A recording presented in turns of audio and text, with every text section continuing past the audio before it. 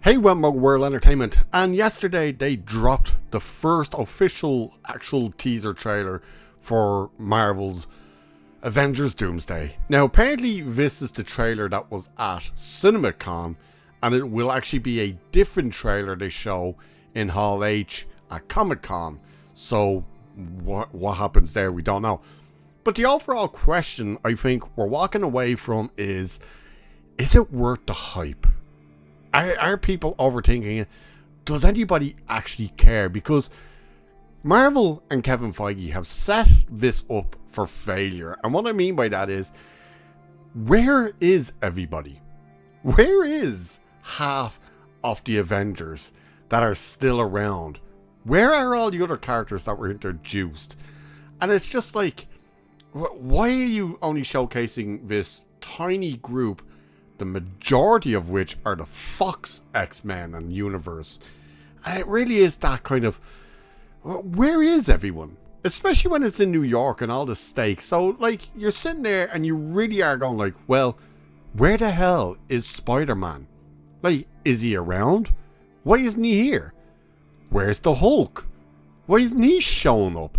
Why isn't he Hulk smashing his way through Doctor Doom and everything else?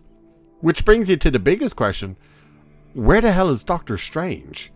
Because this guy is who you should be using from the word go with this type of thing, but no, they skipped him. Not to mention one group that they introduced, which we were told intervene when it's necessary, and that is, of course, the Eternals.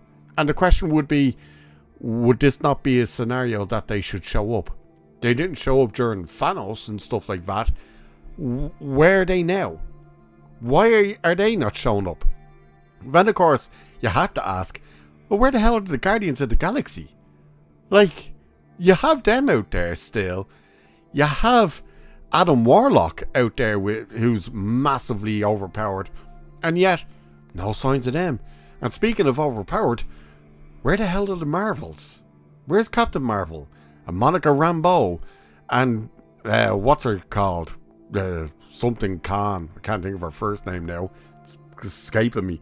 I know Rambeau is meant to be in the universe where X-Men are, because of course she ended up with Beast and stuff. But then we know there's one other person that is in the movie, but where's everyone that would be with him? Where the hell is Wasp? Why isn't she with Scott Lang in this? Don't know. And of course, with New York in play again, there's another person that should be farting about New York that's not showing up. Daredevil. Where the hell is Daredevil? Why isn't he showing up and swinging into action? Speaking of swinging into action, Hawkeye. Where is Hawkeye? Not just is he a part of the original Avengers, but he's someone they could definitely turn to. Which also leads to, where's Rhodey in War Machine? Why isn't he anywhere to be seen? Even though we know now that Rhodey was in fact a Skrull since, was it the event of Ultron, I think? One of them. But then of course you get the biggest question. The biggest name in here that, for all the things they did with this character, you have to say, well, how could you not bring this person in? That is, of course, Gaia. Where the hell is Gaia? The person you gave every single superhero's power to, and just made her basically the OP character. And yet, no signs of her. She's nowhere to be seen. And that's not to mention the bunch of other people who are still to be seen, like the Punisher. Where's Punisher running around in here? And so many others.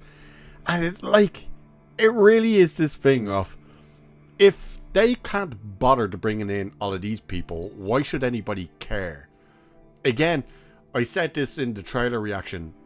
When Thor does his jump with the axe and Doom just goes boop and stops it, you're meant to take that as like, oh my god, Doom is so powerful he was able to with two fingers stop it. And as I said, all of that is already gone, because we've seen this happen to Thor 2 or 3 times already.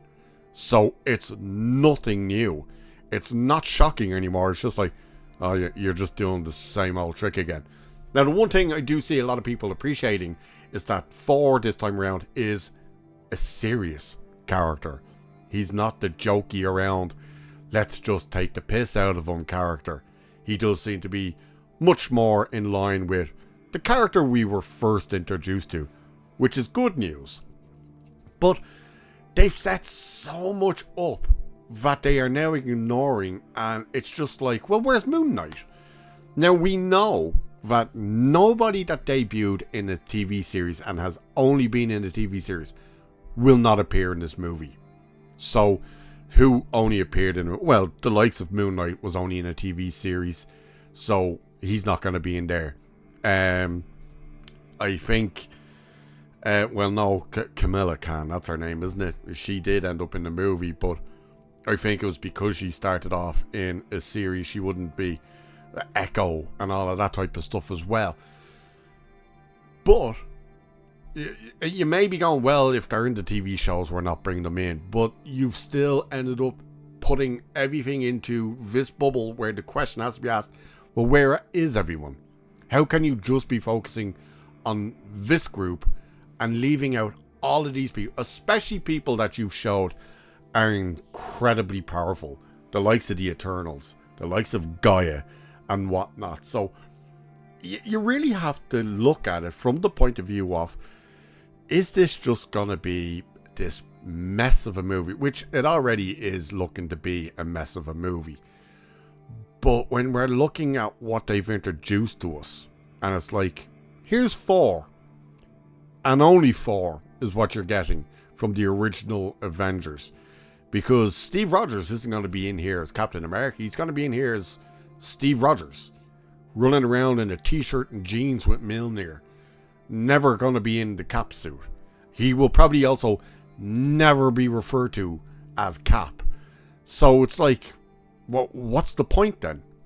And you already have people pushing back. You know, the same people who call all of us racist and bigots and all of this crap when we look at this stuff and kind of go, yeah, this looks a bit dumb. Remember, they all had their meltdowns when they saw that Steve Rogers was coming back. A character they apparently were meant to have loved, but all of a sudden, oh no, he might take the mantle, his own mantle, away from the black man. Oh no, we can't have that. Now we must be all angry and upset that they're bringing him back. It's so bizarre. Everything about this movie is just going down the road of, this isn't going to work. Keep in mind, now you saw Loki there for a second. Keep in mind, that's not the Loki we've known since we met him in 4 all the way up to Endgame. That's not that Loki. This Loki is the Loki from the first Avengers movie. Because that's the Loki they went back and took out of the timeline and put in this other timeline. And of course, they instantly tried to make him a hero and beloved again and the good guy and sympathetic and stuff. And it's like, but the version you took is the ruthless version, so it made no sense that you change. Captain America, Steve Rogers. This isn't the Steve Rogers we were with from Captain America, the first Avenger, right up to Endgame. This is another version of him. This is a version that was in the past. This is not the Steve Rogers who came back and grew old. So you're bringing back these characters and half of them aren't even the actual versions of the characters we were introduced to. Again, you're going to have Robert Downey Jr., who's about 10% in the actual suit, who turns out the voice at the beginning of this is him, which is like, oh boy, that was a choice they made. But you have him in here and he's never going to take the mask off, which is a good thing. But then you ask the question, well, why get Robert Downey Jr. to play him? And of course, there'll probably be a couple of flashbacks where he has the mask off. And is the big reveal going to be in Secret Wars? Is he going to take the mask off? And they're going to question, like, Tony? And of course, it'll be, who's Tony? I don't know. But there's so many characters missing. And Blade, where's Blade? Oh, we got a video about where Blade is. Oh, yes. But it's just, does anyone care? When half off the slate is actually missing, why should anyone care? And it's just, I don't see anybody actually caring all that much. When you have all these characters that you've introduced that you would think would be vital to use, especially the likes of Doctor Strange and probably Gaia to take on somebody like Doom, and you end up just ignoring, it's just, what was the point?